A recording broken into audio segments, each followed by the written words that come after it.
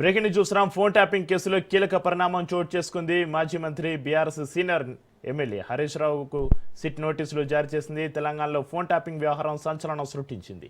Phone tapping case దర్యాప్తునకు ప్రభుత్వం సిట్ను ఏర్పాటు చేసింది. ఫోన్ ట్యాపింగ్ కేసులో మంగళవారం ఉదయం 11 గంటలకు జూబ్లీహిల్స్లోని పోలీస్ స్టేషన్కు విచారణ నిమిత్తం హాజరు కావాలని సిట్ హరీష్ రావుకు ఇచ్చిన నోటీసులో పేర్కొంది.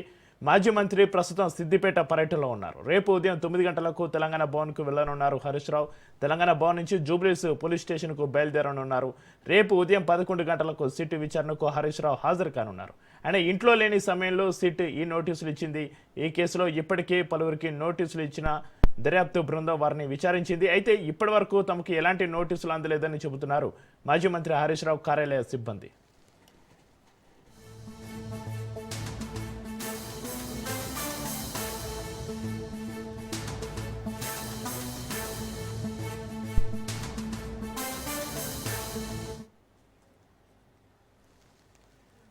హరీష్ రావుకు సిట్ నోటీసులపైన కేటీఆర్ స్పందించారు. రాజకీయ వేధింపులే కాంగ్రెస్ ఎజెండా అని ఫోన్ ట్యాపింగ్ కేసు సుప్రీంకోర్టు కొట్టేసిందన్నారు. రేవంత్ సర్కారు దిగజారుడుతనానికి నిదర్శనమని రేవంత్ సోదరుడు సుజన్ రెడ్డి బొగ్గు గన్లో కుంభకోణం నుంచి డైవర్షన్ పాలిటిక్స్ అన్నారు. తమకు చట్టంపై నమ్మకం ఉందన్న కేటీఆర్ ఏ విచారణకైనా సిద్ధంగా ఉన్నామన్నారు. విచారణల పేరుతోటి ప్రతిపక్షాల గొంతు నొక్కలేరని, చౌకబారు బెదిరింపులకు భయపడేది లేదన్నారు కేటీఆర్.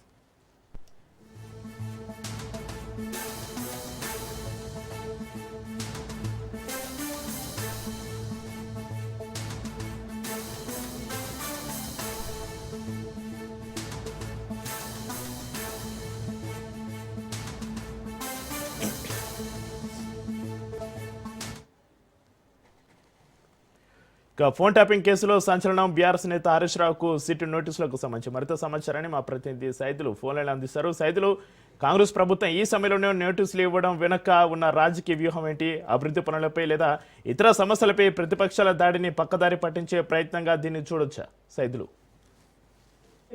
తప్పకుండా చక్రి, ఎందుకంటే కాంగ్రెస్ పార్టీ అవలంబిస్తున్న తీరు ఏదైతే ఉందో, ముఖ్యంగా బొగ్గు కుంభకోణం సంబంధించి అన్ని ఆధారాలతో సహా ఈ రోజు మాజీ మంత్రి హరీష్ రావు తెలంగాణ భవన్ వేదికగా ఆధారాలతో అన్ని కూడా బయటపెట్టారు. బొగ్గు కుంభకోణం జరుగుతుంది తెలంగాణ రాష్ట్రంలో. ఆ టెండర్ ని ముఖ్యమంత్రి రేవంత్ రెడ్డి బహుమర్దికి కట్టబెట్టేందుకు ప్లాన్ చేశారు. అందుకే ఈ విధంగా వాటాల పంచాయతీ నడుస్తుందని కూడా సంచలనమైనటువంటి ఆరోపణలు రాష్ట్ర ప్రభుత్వం పైన మాజీ మంత్రి హరీష్ రావు చేశారు. ఆయన చేసినటువంటి ఆరోపణలు కొన్ని గంటల వ్యవధిలోనే రాష్ట్ర ప్రభుత్వం కక్షపూరితంగా మాజీ మంత్రి హరీష్ రావుకి నోటీసులు ఇచ్చిందని పెద్ద ఎత్తున ఆరోపణలు వస్తున్నాయి. దానిలో భాగంగా మాజీ మంత్రి హరీష్ రావుకి ఈ రోజు రాష్ట్ర పోలీస్ అధికారులు నోటీసులు జారీ చేశారు. నార్సింగ్ లో తన నివాసం దగ్గరికి వెళ్లారు పోలీస్ అధికారులు. అక్కడ హరీష్ రావు లేడు. అక్కడ నుంచి సిద్దిపేటలో ఈ రోజు ఆయన వేరే కార్యక్రమాలు ఉన్నారు. సో సిద్దిపేటకు సంబంధించిన డెవలప్మెంట్ కార్యక్రమాలకు సంబంధించిన అధికారులతో సమావేశమయ్యారు. సో ఇక అక్కడ ఉన్నటువంటి సెక్యూరిటీకి నోటీసులు జారీ ఇచ్చి రేపు ఉదయం 11 గంటలకు సిట్ విచారణకి హాజరు కావాలి. ఫోన్ ట్యాపింగ్ కేసులో హరీష్ రావు ప్రమేయం ఉన్నది అని అందులో నోటీసులో పేర్కొన్నారు. సో ఆ నోటీసులు అందినట్టు కొద్దిసేపటి క్రితమే మనకి మాజీ మంత్రి హరీష్ రావు కార్యాలయం నుంచి కన్ఫర్మేషన్ చేసుకోవడం జరిగింది. కాబట్టి రేపు ఉదయం 9 గంటలకి తెలంగాణ భవన్ కు రానున్నారు మాజీ మంత్రి హరీష్ రావు. అప్పటికే అక్కడికి చేరుకొని ఉండనున్నారు బీఆర్ఎస్ వర్కింగ్ ప్రెసిడెంట్ కేటీఆర్ తో పాటుగా బీఆర్ఎస్ పార్టీ చెందినటువంటి ఎమ్మెల్యేలందరూ కూడా, కార్యకర్తలందరూ కూడా తెలంగాణ భవన్ కి ఉదయం 7 గంటలకి చేరుకుంటారు. 8 గంటలు 8:30 మధ్యలో మాజీ మంత్రి హరీష్ రావు తెలంగాణ భవన్ కు వస్తారు. వచ్చిన తర్వాత కేటీఆర్ బీఆర్ఎస్ పార్టీ ఎమ్మెల్యేలతో భేటీ అవుతారు. అక్కడ నుంచి పెద్ద ఎత్తున ర్యాలీ తోటి మనకి జూబ్లీహిల్స్ పోలీస్ స్టేషన్ కి ఈ యొక్క ఫోన్ ట్యాపింగ్ కేసులో సిట్ నోటీసులు ఇచ్చింది కాబట్టి, సో ఆ విచారణకు ఉదయం 11 గంటలకు హాజరు కావాలని ఆ నోటీసుల్లో పేర్కొన్నారు. కాబట్టి ఆ 11 గంటలకి జూబ్లీహిల్స్ పోలీస్ స్టేషన్ కి మాజీ మంత్రి హరీష్ రావు వెళ్తారు. సిట్ విచారణకి ఆయన హాజరై సిట్ అడిగినటువంటి ప్రతి ప్రశ్నకి ఆయన సమాధానం చెప్పే అవకాశం అయితే ఉంది. ఇప్పటికే ఈ యొక్క ఫోన్ ట్యాపింగ్ కేసులో ఏమీ లేదని సుప్రీంకోర్టు చెప్పిన నేపథ్యంలో, సో ఇక కక్షపూరితంగా రాష్ట్ర ప్రభుత్వం ఇలాంటి వైఖరి ప్రదర్శిస్తుంది సరైనది కాదని చెప్పేసి కూడా కొద్దిసేపటి క్రితమే ఈ యొక్క నోటీసులు ఇవ్వడాన్ని, మాజీ మంత్రి హరీష్ రావుకి నోటీసులు ఇవ్వడాన్ని తీవ్రంగా ఖండించారు బీఆర్ఎస్ వర్కింగ్ ప్రెసిడెంట్ కేటీఆర్ తో పాటుగా మాజీ మంత్రి నిరంజన్ రెడ్డి, బీఆర్ఎస్ పార్టీ చెందినటువంటి మాజీ మంత్రులు, ప్రస్తుతం ఉన్నటువంటి ఎమ్మెల్యేలందరూ కూడా మాజీ మంత్రి హరీష్ రావుకి సిట్ నోటీసులు ఇవ్వడాన్ని తీవ్రంగా ఖండిస్తున్నారు. ఎందుకంటే రాష్ట్ర ప్రభుత్వం గత కొన్ని రోజులు అవలంబిస్తున్న తీరు ఏదైతే ఉందో, ముఖ్యంగా బొగ్గు టెండర్లకు సంబంధించి అన్ని ఆధారాలతో సహా మాజీ మంత్రి హరీష్ రావు బయటపెట్టగానే ఇవాళ రాష్ట్ర ప్రభుత్వం ఒక్కసారిగా ఈ విధంగా కక్షపూర్త చర్యలకు పాల్పడడాన్ని మేము తీవ్రంగా ఖండిస్తున్నాం. ఏదైనా సరే మేము న్యాయం పైన మాకు నమ్మకం ఉంది. సో సిట్ విచారణ ఖచ్చితంగా మాజీ మంత్రి హరీష్ రావు హాజరవుతారు, అడిగిన ప్రతి ప్రశ్నకి సమాధానం చెప్తారు. కాబట్టి రాష్ట్ర ప్రభుత్వం ఇలాంటి వైఖరి ప్రదర్శించడం సరైనది కాదని చెప్పేసి కూడా తీవ్ర స్థాయిలో విమర్శలు వస్తున్నాయి.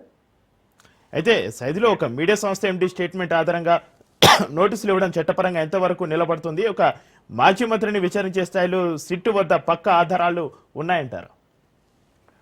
జస్ట్ వాంగ్మూలం ఆధారంగానే మాజీ మంత్రి హరీష్ రావుకు నోటీసులు ఇచ్చినట్టు తెలుస్తుంది. గతంలో ఫోన్ ట్యాపింగ్ కేసులో కొందరు పేర్లు బయటకు వచ్చాయి. ప్రముఖ ఛానల్ ఎండీని విచారించిన సమయంలో మాజీ మంత్రి హరీష్ రావు పేరు బయట పెట్టారని తెలుస్తుంది. అదే నిజమేంత అనేది కూడా మనకి తర్వాత తెలిసే అవకాశం ఉంది. నిజముందా లేకపోతే కక్షపూర్తంగా మాజీ మంత్రి హరీష్ రావుకు నోటీసులు ఇచ్చారా ఏంటి అనేది కూడా మనకి తర్వాత తెలిసే అవకాశం అయితే ఉంది. ప్రస్తుతం మాత్రం మనకు అందుతున్న సమాచారం ఏంటంటే ప్రముఖ ఛానల్ ఎండి అంటే ఈ యొక్క కేసు ఫోన్ ట్యాపింగ్ కేసులో ఆయన నిందితుడుగా ఉన్నారు. ఆయన విచారించే సమయంలో మాజీ మంత్రి హరీష్ రావు పేరు చెప్పారని కూడా ఆరోపణలు వస్తున్నాయి. దీన్ని సిట్ అధికారులు ఎన్నడూ కూడా బయటికి చెప్పినప్పుడు కూడా స్పెక్యులేషన్స్ మాత్రమే అని కూడా తెలుస్తుంది.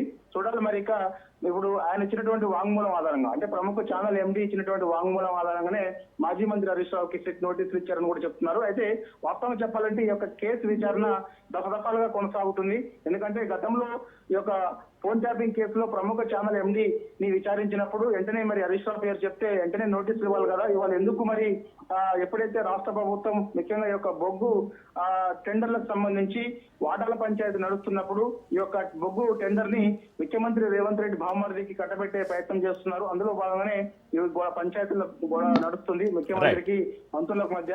సో ఈ టైంలో మాజీ మంత్రి హరీష్ రావు ఈ యొక్క బొగ్గు పంచాయతీని బయట పెట్టినప్పుడు ఈ విధంగా నోటీసులు ఇవ్వడానికి మాత్రం తీవ్ర విమర్శలు రాష్ట్ర ప్రభుత్వం పైన వస్తున్నట్టు కూడా తెలుస్తుంది. అందుకని మనకి బీఆర్ఎస్ పార్టీ నాయకులు కూడా ఇది అంతే స్థాయిలో రాష్ట్ర ప్రభుత్వం అవలంబిస్తున్న తీరును మాత్రం తీవ్రంగా ఖండిస్తున్నారు. Right, thank you Saidulu.